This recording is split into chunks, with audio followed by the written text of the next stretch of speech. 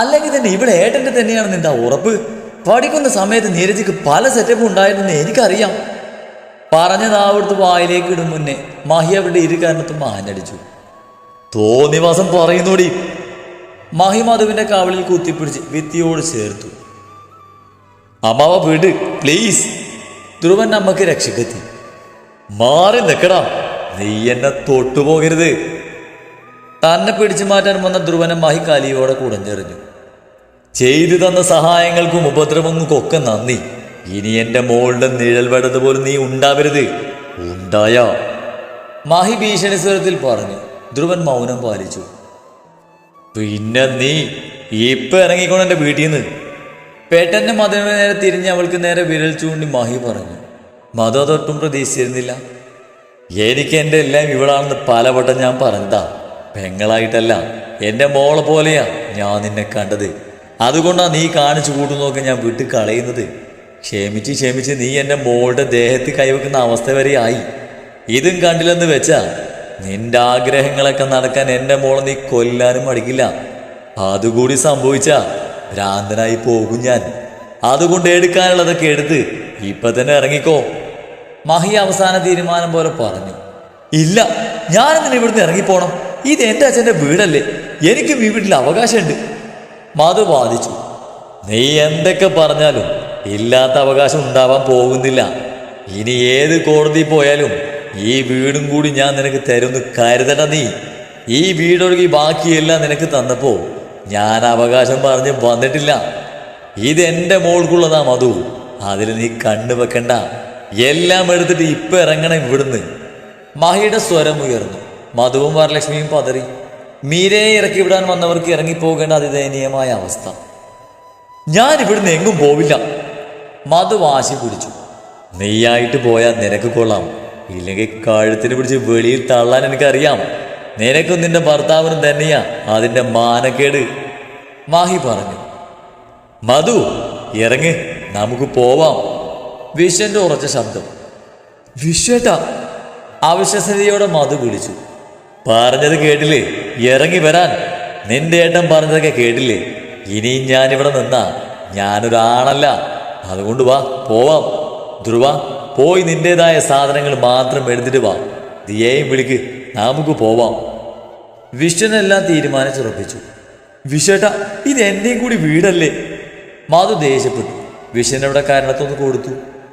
ഏത് വകയിലടി ഇത് നിന്റെ വീടായത്? മേലിത് ആവർത്തിക്കരുത്.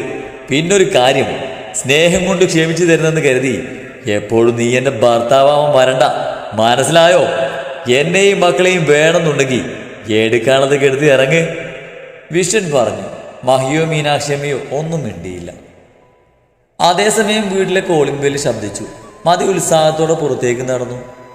കുറച്ചു നേരം കഴിഞ്ഞ് തിരികെ വരുമ്പോൾ വിശ്വനും മക്കളും പാർക്കിങ്ങിലേക്ക് പോയിട്ടുണ്ട്. മധുവും വരലക്ഷ്മിയും അവിടെ നിന്ന് അനങ്ങിയിട്ടില്ല. ഇന്നിവിടെ നടന്ന നാടകത്തിന്റെ തിരക്കഥാകത്തിന് എന്റെ വക ഇതിരിക്കട്ടെ. കയ്യിലിരുന്ന എൻവലപ്പ് മഹി വരലക്ഷ്മിക്ക് നേരെ നീട്ടി. ഒരു പതർച്ചയോടെയാണെങ്കിലും വരലക്ഷ്മി അത് വാങ്ങി. ഇപ്പൊ തന്നെ തുറന്ന് നോക്കിക്കോ, കുറെ കഷ്ടപ്പെട്ടതല്ലേ. ചുണ്ടൊന്ന് കൂട്ടിക്കൊണ്ട് മാഹി പറഞ്ഞു. വരലക്ഷ്മി ധൃതിയിൽ അത് തുറന്നു നോക്കി. അതിൻ്റെ ഉള്ളടക്കം കണ്ട് അവരുടെ കണ്ണുകൾ നിറഞ്ഞു. കയ്യിലിരുന്ന കടലാസ് താഴേക്ക് വീണു.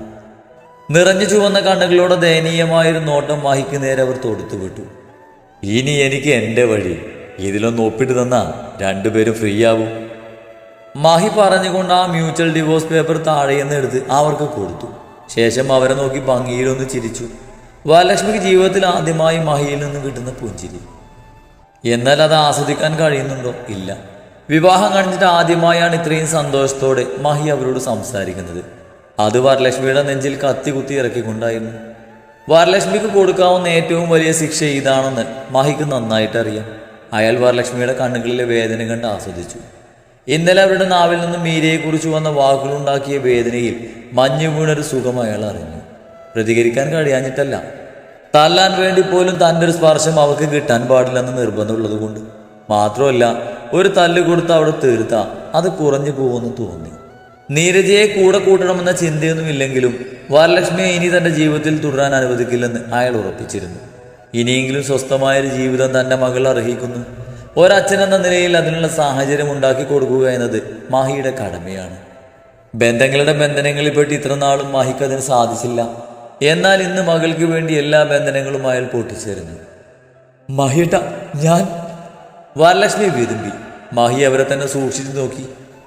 ആത്മാഭിമാനം ഇത്തിരിയെങ്കിലും ബാക്കിയുണ്ടെങ്കിൽ അത് ഒപ്പിട്ടിട്ട് ചേട്ടനോടൊപ്പം പോവാൻ നോക്ക്. അവരിൽ നിന്നും മുഖം തിരിച്ചുകൊണ്ട് മാഹി പറഞ്ഞു. മീനാക്ഷി അമ്മക്ക് സങ്കടം തോന്നി. ഇത്രയും വർഷങ്ങൾ മകളായി കണ്ടവളാണ്.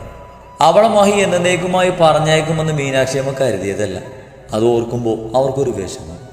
ഈയിടെയായി വരലക്ഷ്മിയുടെ സ്വഭാവത്തിൽ മാറ്റം വന്നെങ്കിലും അവർക്കിന്നും വരലക്ഷ്മി മകൾ തന്നെ. പക്ഷെ മകനോട് അവൾക്ക് വേണ്ടി വാദിക്കാൻ വയ്യ. കുടുംബത്തിന് വേണ്ടി സ്വന്തം സന്തോഷങ്ങൾ വേണമെന്ന് വെച്ചവനാണ്. ഇനിയും അവൻ ഒന്നിനും നിർബന്ധിക്കാൻ വയ്യ.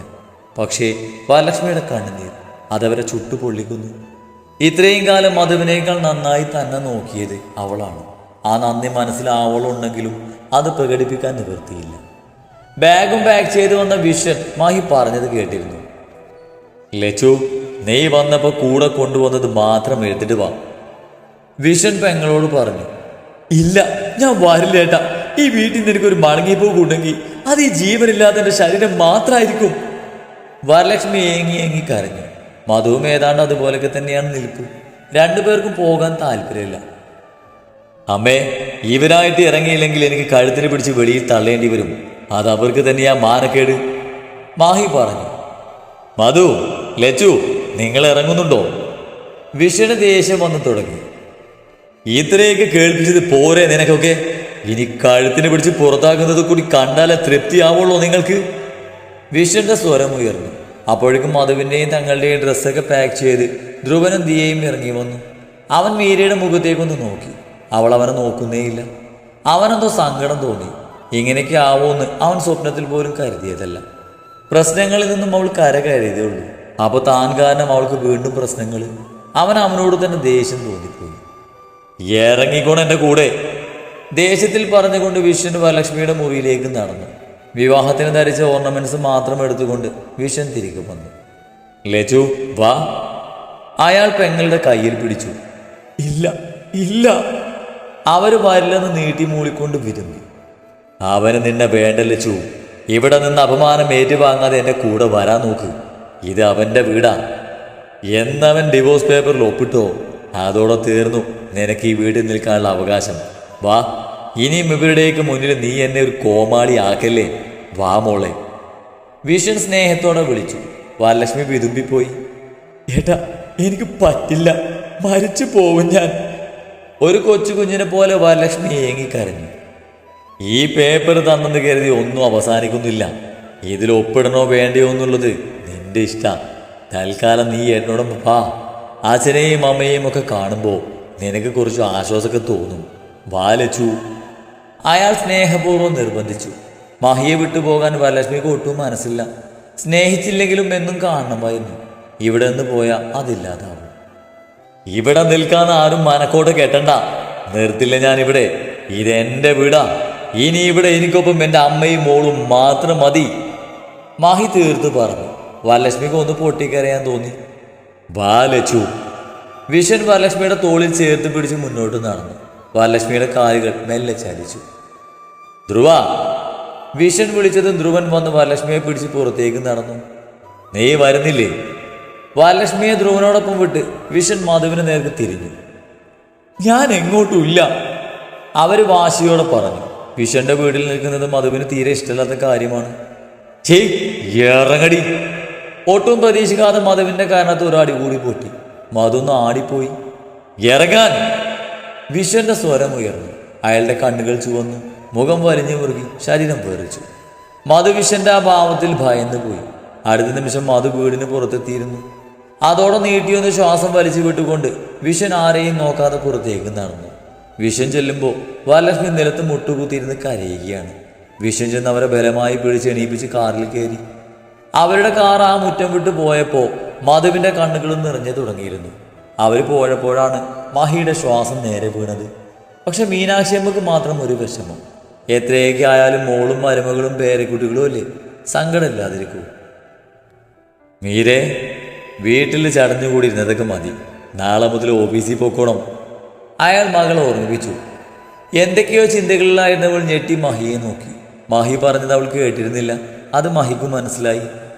നാളെ തൊട്ട് ഓഫീസിൽ പോയി തുടങ്ങണമെന്ന് മാഹി ആവർത്തിച്ചു. അവൾ തലകുലുക്കി.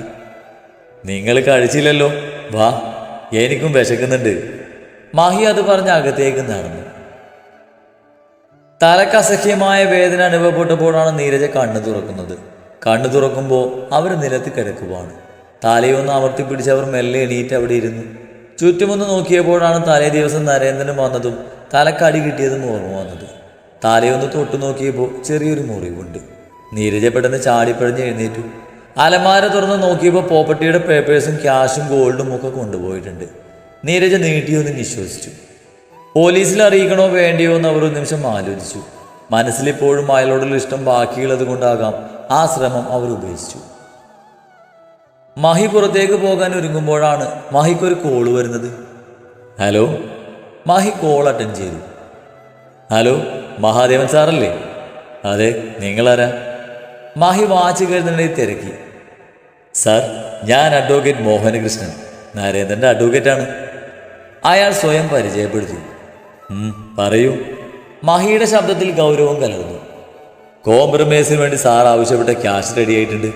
ഇനി ബാക്കിയുള്ള ഫോർമാലിറ്റീസൊക്കെ പൂർത്തിയാക്കി സാർ ഒന്ന് ഒപ്പിട്ട് തന്നാൽ ക്യാഷ് എത്തിക്കാമായിരുന്നു, അയാൾ പറഞ്ഞു. അത് വേണ്ട മോഹനകൃഷ്ണ, ക്യാഷ് കണ്ടിട്ടേ ഞാൻ ഒപ്പിടൂ. നരേന്ദ്രൻ ചിലപ്പോൾ അതിബുദ്ധി തോന്നിയാലോ? മാഹി ഒന്ന് ചിരിച്ചു. സാറിന് വിശ്വസിക്കാം, ക്യാഷ് എന്തായാലും തന്നിരിക്കും, അയാൾ പറഞ്ഞു. എനിക്ക് പറയാനുള്ളത് ഞാൻ പറഞ്ഞു. ആദ്യം ക്യാഷ് കാണിക്കൂ, എന്നിട്ട് മതി ബാക്കിയൊക്കെ, മാഹി തീർത്ത് പറഞ്ഞു. ഓക്കെ സർ, ഞങ്ങൾ പേപ്പേഴ്സൊക്കെ ശരിയാക്കിയിട്ട് സാറിനെ വന്ന് കാണാം. ക്യാഷ് കണ്ട് ബോധ്യപ്പെട്ടിട്ട് സാർ ഒപ്പിട്ടാൽ മതി, വിനയത്തോട് അയാൾ പറഞ്ഞു. റെഡിയാക്കിയിട്ട് വിളിക്ക്, അത് പറഞ്ഞ് മാഹി ഫോണ് വെച്ചു. ഇത്ര പെട്ടെന്ന് മഹേന്ദ്രൻ പണം സെറ്റ് ചെയ്യുമെന്ന് മാഹിയും കരുതിയതല്ല. പോലീസ് നരേന്ദ്രനെ തപ്പി നടക്കുന്നത് കൊണ്ട് തൽക്കാലം രജിസ്റ്റർ ഓഫീസിൽ പോകാനോ വസ്തു വിൽപ്പന നടത്താനോ കഴിയാത്ത അവസ്ഥയാണ്. അതുകൊണ്ട് വസ്തു വാങ്ങാമെന്ന് ഏറ്റ സുഹൃത്തിൻ്റെ കയ്യിൽ നിന്നും ആധാരം ഈടാക്കി വെച്ചുകൊണ്ട് പറഞ്ഞുറപ്പിച്ച് കാശ് വാങ്ങുകയാണ് ചെയ്തത്. അയാൾക്കൊരു മുദ്രപത്രത്തിൽ ഒപ്പിട്ട് കൊടുക്കുകയും ചെയ്തു. സത്യം പറഞ്ഞാൽ ഉള്ളതെല്ലാം വിറ്റ് നുള്ളിപ്പൊറുക്കിയാണ് മാഹി പറഞ്ഞ ക്യാഷ് നരേന്ദ്രൻ ഒപ്പിച്ചത്. ബാങ്ക് ബാലൻസ് കാര്യമായി, ജോലിയും പോയി, സുഹൃത്തുക്കൾക്കും കടക്കാരനായി. മൊത്തത്തിൽ ദയനീയമായൊരവസ്ഥയാണ്. അതാണ് മാഹി ആഗ്രഹിച്ചതും. പക്ഷെ അവിടം കൊണ്ടൊന്നും അവസാനിക്കുന്നില്ലെന്ന് നരേന്ദ്രൻ അറിഞ്ഞിരുന്നില്ല. അയാൾക്കായി വലുതെന്തോ മാഹി ഇനിയും കരുതി വെച്ചിരുന്നു. നരേന്ദ്രൻ ഒന്നുമല്ലെന്ന് അയാൾ സ്വയം തിരിച്ചറിയാൻ പോകുന്ന ദിനങ്ങളാണ് ഇനി വരാൻ പോകുന്നത്. സാർ, ആ പയ്യൻ്റെ കാര്യം കുറച്ച് കഷ്ടത്തിലാണ്. മെൻ്റലി വീക്കാണ്. ചെറുപ്പത്തിൽ അവൻ അനുഭവിച്ച ട്രോമ അത് നമുക്കൊന്നും ചിന്തിക്കാൻ പോലും കഴിയില്ല. ചെറിയ കുട്ടിയായിരുന്നു, ഒരു 7 or 8 അല്ലെങ്കിൽ അതിൽ താഴെ, അത്രയൊക്കെ ഉണ്ടായുള്ളൂ പ്രായം. കൂടെ പഠിച്ചിരുന്നവർ മാത്രമല്ല, മുതിർന്നവർ വരെ പരിഹസിക്കുകയായിരുന്നു. ആ കുഞ്ഞു മനസ്സിൽ അത് എത്രത്തോളം മുറിവുണ്ടാക്കുമെന്ന് അവരാരും ചിന്തിച്ചില്ല. പതിയെ പതിയെ അവനൊരു മാനസിക രോഗിയായി മാറുകയായിരുന്നു. സ്ത്രീകളിൽ ആകർഷനാവുന്നില്ല, കുടുംബജീവിതത്തിൽ വിശ്വാസമില്ല. അവൻ പോലും അറിയാതെ അവനൊരു ഇൻട്രോവർ ആവുകയായിരുന്നു. ഇപ്പം സത്യങ്ങളൊക്കെ തിരിച്ചറിഞ്ഞപ്പോൾ അവൻ്റെ മെൻ്റൽ ഹെൽത്ത് അവതാളത്തിലായിരിക്കുകയാണ്. എന്താ പറയുക, കൊല്ലാനും മരിക്കാനുമൊക്കെയുള്ള ടെൻഡൻസി അയാൾക്കുണ്ട്. അതിന് മുന്നിൽ നിൽക്കുന്നത് ആത്മഹത്യാ പ്രവണത തന്നെയാണ്. ചിലപ്പോൾ ഇതിനൊക്കെ കാരണക്കാരനായ അച്ഛൻ്റെ മരണം മകൻ്റെ കൈകൊണ്ടാവും സംഭവിക്കുക. ഇയാളെ ഇപ്പോൾ ജയിലിലേക്ക് അയച്ചാൽ അവസ്ഥ കൂടുതൽ ഗുരുതരമാകുകയേ ചെയ്യൂ. അയാൾക്ക് ട്രീറ്റ്മെൻറ്റ് കൂടിയേ തീരൂ, അല്ലെങ്കിൽ അയാൾ ഒരു മുഴുഭ്രാന്തനാവുന്നത് നമ്മൾ കാണേണ്ടി വരും. ഡോക്ടർ നന്ദകിഷോർ പറയുന്നത് കേട്ട് മഹി ഇരുന്നേർന്നും ചാടി എഴുന്നേറ്റു. നോ, അയാൾ അലറി. എൻ്റെ മോളോടവൻ ചെയ്ത തെണ്ടിത്തരൊക്കെ ഇപ്പോഴും എൻ്റെ കണ്ണിലിറക്കുന്നുണ്ട്. അത്രയും ചേറ്റത്തരം കാണിച്ച അവനെ നിങ്ങൾ വെറുതെ വിടാമെന്ന് പറഞ്ഞാ ഞാൻ കേട്ടോണ്ട് നിൽക്കണോ? മഹി ചൂടായിക്കൊണ്ട് ടേബിളിൽ ആഞ്ഞടിച്ചു. ഡോക്ടർ ഒന്ന് ഞെട്ടി. Sir, cool down. ഞാൻ ഹരിയുടെ പക്ഷം പറയുകയെന്ന് തോന്നരുത്. ഹരിയുടെ കണ്ടീഷനൊക്കെ അംഗീകരിക്കുന്ന ഒരു കുട്ടിയെയും ഫാമിലിയുമാണ് ഹരി നോക്കിക്കൊണ്ടിരുന്നത്. അങ്ങനെ ആരും തയ്യാറാവാതെ വന്നപ്പോഴാണ് ഒരു ഹ്യൂജ് എമൗണ്ട് പ്രതിഫലമായി ഓഫർ ചെയ്തത്. പെൺകുട്ടിക്ക് സമ്മതമാണെന്ന് സ്വന്തം അച്ഛൻ തന്നെ പറഞ്ഞപ്പോൾ അയാളത് വിശ്വസിച്ചു. അത് ആ കുട്ടിയുടെ സ്റ്റെപ്പ് ഫാദർ ആണെന്നും അയാൾ ആ കുട്ടിയെ ഒഴിവാക്കാൻ നോക്കിയതാണെന്നും ഹരിക്കറിയില്ലായിരുന്നല്ലോ. ഹരി നരേന്ദ്രൻ എന്ന വ്യക്തിയുമായ ഒരു എഗ്രിമെൻ്റ് ഉണ്ടാക്കിയിരുന്നു. അപ്പം തന്നെ ചിന്തിക്കണം ഹരിയുടെ മാനസിക നിലയെപ്പറ്റി. ഒരു കുഞ്ഞിനെ അയാൾ ഒത്തിരി ആഗ്രഹിച്ചിരുന്നു. ഇഷ്ടമല്ലാഞ്ഞിട്ട് കൂടി അതിനു വേണ്ടി കൂടിയ ഒരു വിവാഹം കഴിച്ചത്. പിന്നീട് തൻ്റെ ആഗ്രഹത്തിന് ആ കുട്ടി വഴങ്ങാതെ വന്നപ്പോൾ അയാളുടെ മാനസിക നില തെറ്റുകയായിരുന്നു. ദേഷ്യം നിയന്ത്രിക്കാൻ കഴിഞ്ഞില്ല ഹരിക്ക്. ലക്ഷ്യങ്ങൾ കൈപ്പറ്റി കല്യാണം കഴിച്ചതോടെ ആ കുട്ടി പ്ലേറ്റ് മാറ്റിയെന്നാണ് ഹരി കരുതിയത്. അതുകൊണ്ടാണ് ഹരി അവളിൽ ബലപ്രയോഗം നടത്തിയതും ദ്രോഹിച്ചതും. ഹരിയുടെ ഭാഗത്ത് തെറ്റുകളുണ്ട്, പക്ഷേ അവൻ്റെ ഭാഗത്ത് നിന്ന് ചിന്തിച്ച് നോക്കിയാൽ അതിൽ ശരികളേ ഉള്ളൂ. എല്ലാം തുറന്നു പറഞ്ഞ് നടത്തിയ വിവാഹം, അതിലൊരു മാറ്റം വന്നപ്പോൾ ഹരി പൊട്ടിത്തെറിച്ചു. അത് ശരിയാണെന്ന് ഞാൻ പറയുന്നില്ല, പക്ഷേ ശരിക്കും ഈ പ്രശ്നങ്ങളൊക്കെ ഉണ്ടാക്കിയ ആ കുട്ടിയുടെ സ്റ്റെപ്പ് ഫാദർ അല്ലേ ശിക്ഷിക്കപ്പെടേണ്ടത്? ഡോക്ടർ ചോദിച്ചു. മാഹി കുറച്ചു നേരം എന്തോ ആലോചിച്ച് നിന്നു. അവനെ ഞാൻ കൊടുക്കുന്നുണ്ട്. പിന്നെ ഡോക്ടർ അവന് അനുകൂലമായി റിപ്പോർട്ട് കൊടുത്ത് അവനെ രക്ഷിച്ചാലും എൻ്റെ കയ്യിൽ നിന്ന് രക്ഷപ്പെടാൻ അവന് പറ്റില്ല. അവൻ ഇവിടം വിട്ട് പുറത്തേക്ക് വരുന്ന ഒരു ദിവസം ഉണ്ടല്ലോ, എടുത്തോളാം ഞാൻ. അതും പറഞ്ഞ് മാഹി പുറത്തേക്ക് ഇറങ്ങിപ്പോയി.